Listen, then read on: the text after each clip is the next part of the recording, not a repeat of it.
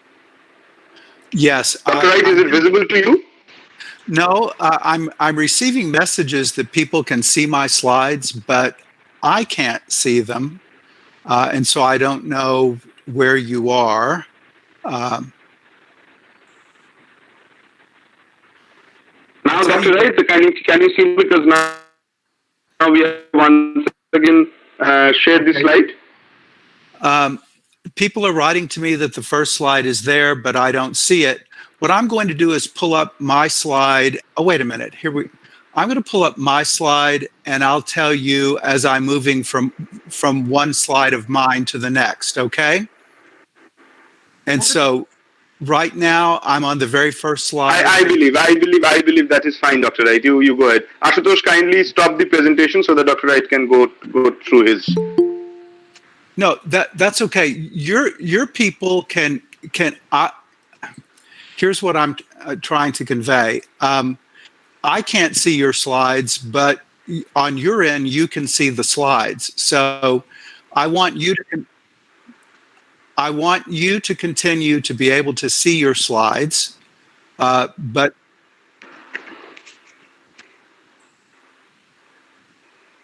okay. Let's see.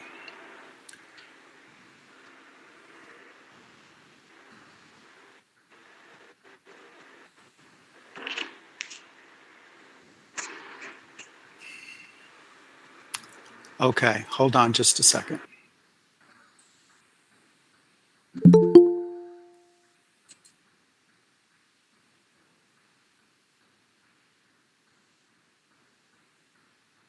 Let's see what happens here. Well, let's see.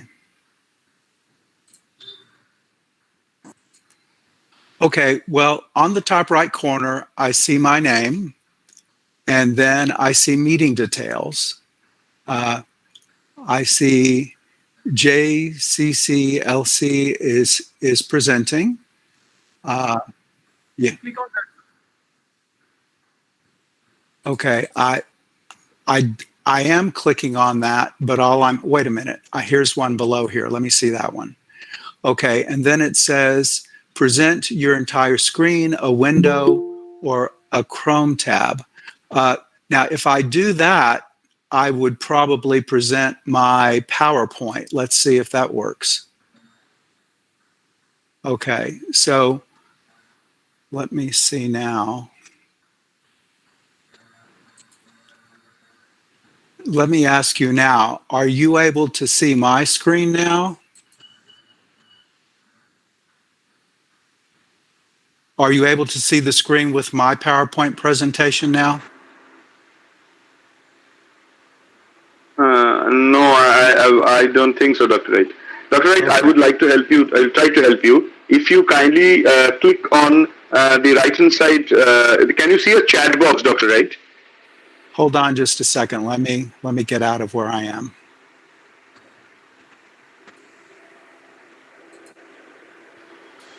Okay, let me see. A chat box. Yes, I do see a chat Dr. Wright, what I would suggest is what you had. Yes, just beside this chat box, there is a 217, 216 number has been counted. Actually, no, I'm not seeing that. You can tell me the slide number. I will show it. Someone is talking to me, but I can't. I believe, Dr. Wright, you kindly address from your slide, and as people are being able to see the slide here, we will be changing the slide. We are at slide 1. That is the growth of mediation as a medium of dispute resolution in the United States and globally. Yes, that is what we have started off with. Okay, so yes, that's what I'm suggesting, yes. Because that's the way I think that we can make this happen without any further problems. Yes, Dr. Wright. Please kindly go ahead. Okay, so I'm going on to the next slide, which just has my name and contact information. If students want to write to me after the presentation is over and ask for a copy of this this PowerPoint presentation, I'm more than happy to share it with them. I'm now going to the next slide where I have an agenda, and I wanted to let you know that I will first talk a little bit about the background of the growth of mediation in the United States. Then I will present some examples of mediation's growth around the globe. I will talk about, and then I'm going to contrast mediation in the United States with mediation that I have observed elsewhere, particularly in Latin America, which is where I have done most of my work overseas. And then there will be time for your observations and questions. And so now I've gone to the slide, which begins with part one, which is the background of growth of mediation in the United States.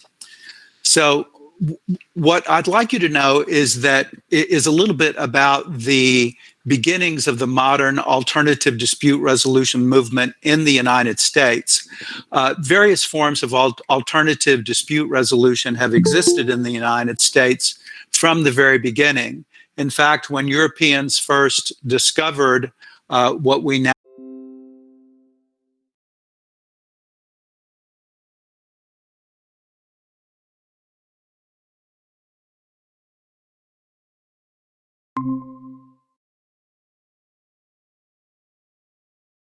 courtroom for a trial before a judge and jury here in the United States. So when I was starting to practice law, I was in Houston, Texas, which is a large city on the Gulf Coast. It's the largest city in Texas. It's on the Gulf Coast. But Houston was not the only city in the country that was having these sorts of problems. These sorts of problems existed all over the United States, particularly in the large cities. And so there was at the time, Warren Burger was the Chief Justice of the Supreme Court of the United States, and he convened what became known as the Pound Conference in 1976. And he invited some of the most famous judges, lawyers, and scholars in the country to speak and propose possible solutions for the populace's general dissatisfaction with the administration of justice. I'm going to go to the next slide now. One of the speakers at the Pound Conference was Frank Sander. He was a professor at Harvard Law School, and he proposed a possible solution that over time has become known as the multi-door courthouse. When he gave his speech in 1976, he never used the term multi-door courthouse, but this is the term that he used for it. And on the slide that I hope you're all looking at now, I've given you the citation where you can find his article. It's entitled Varieties of Dispute Resolution, of Dispute Processing, and it's found at volume 70 of the Federal Rules Decisions, and it begins on page 79. And all of the presentations that were made at the Pound Conference appear at this same citation. Professor Sanders' paper is kind of in the middle of those presentations. Now, Sander understood that the U.S. justice system was not appropriate for all cases, but in the United States, we had reached a situation where we were tending to file cases without trying the more traditional methods that had existed on a more informal basis. And his idea was that we needed to rediscover the older forms of dispute resolution and give people an opportunity to use them before they went to court. He recommended dividing the dispute resolution process into a mediational phase, followed by an adjudicative phase, and consider greater use of arbitration in the adjudicative phase instead of people going to litigation. He recommended diverting minor criminal cases to mediation.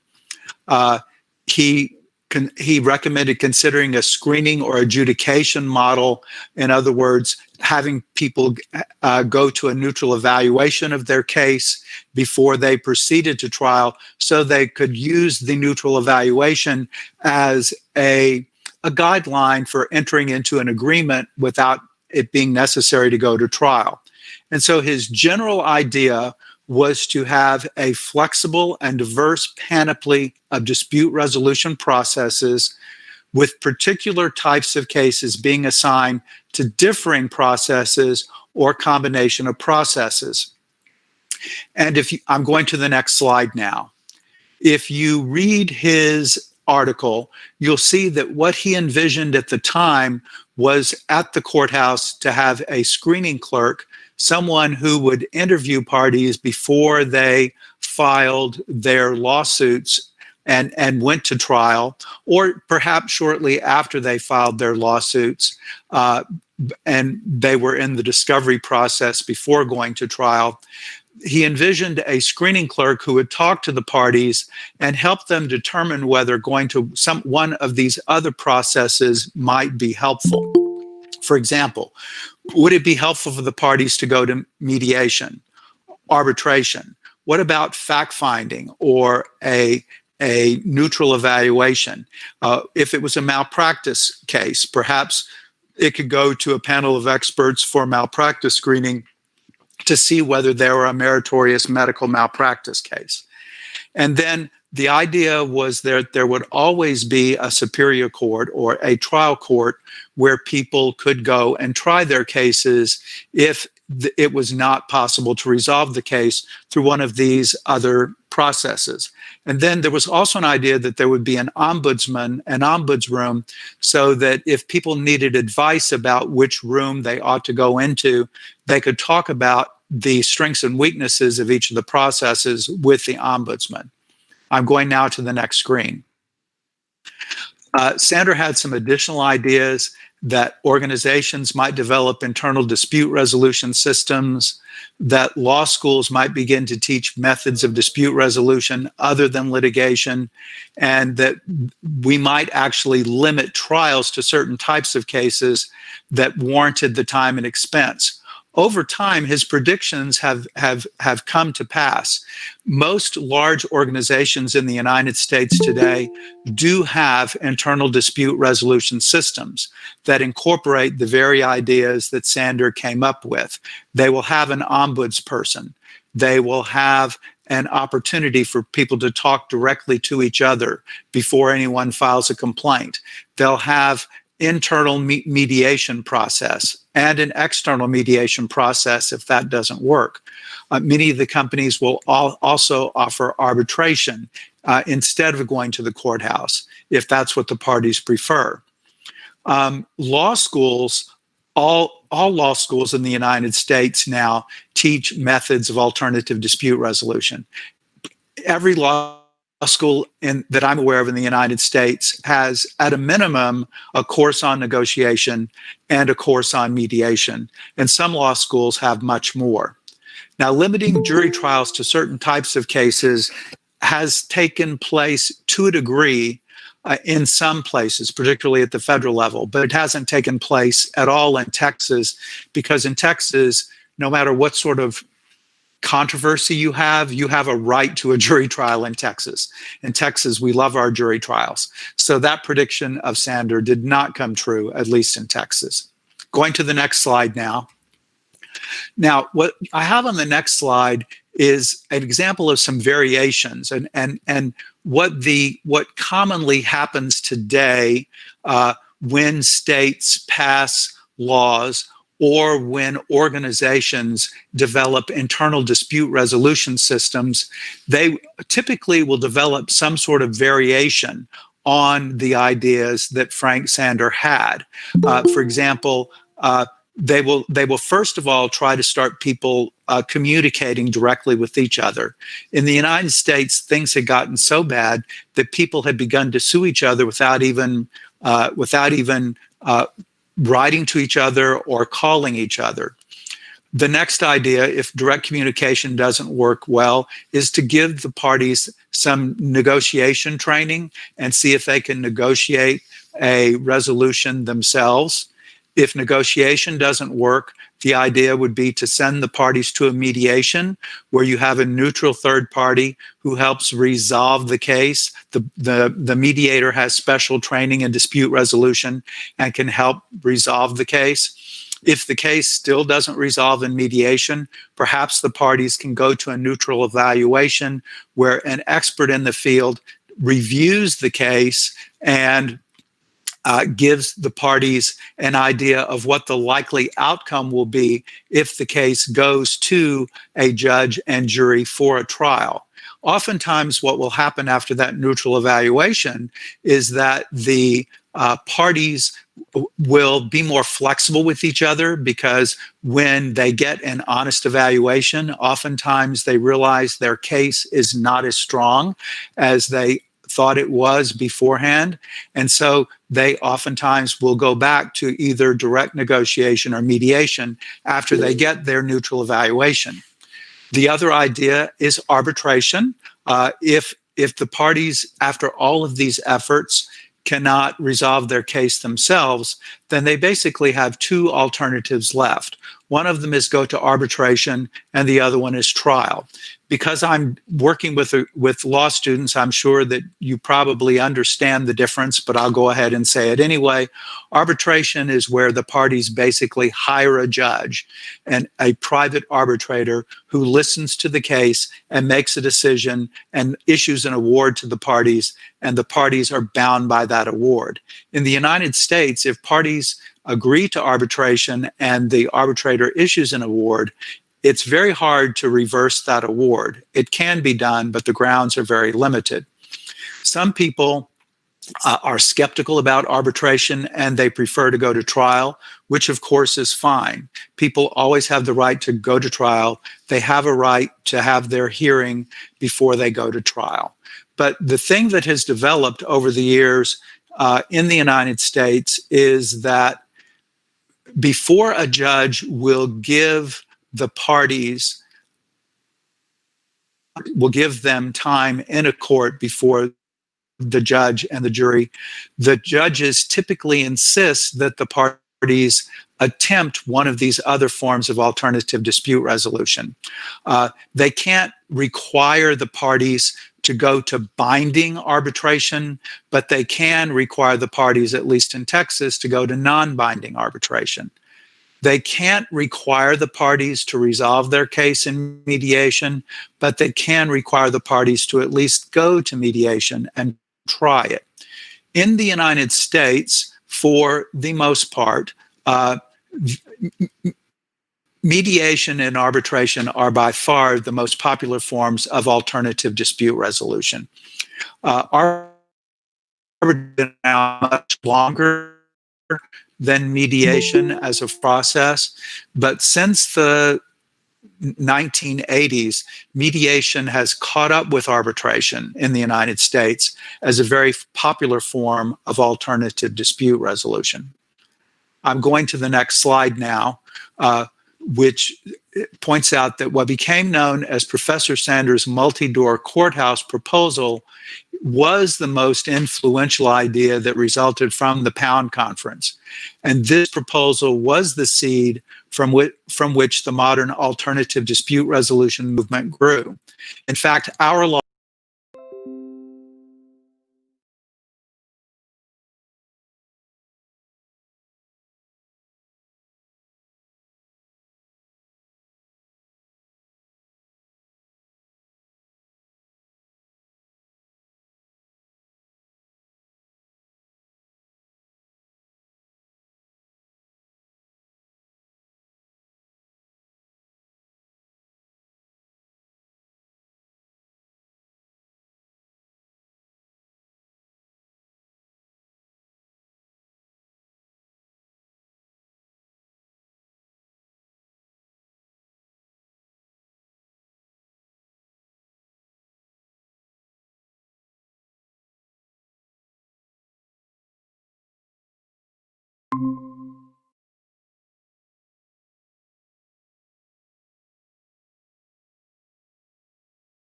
offer their dispute resolution services in English, Spanish, Mandarin, and Cantonese.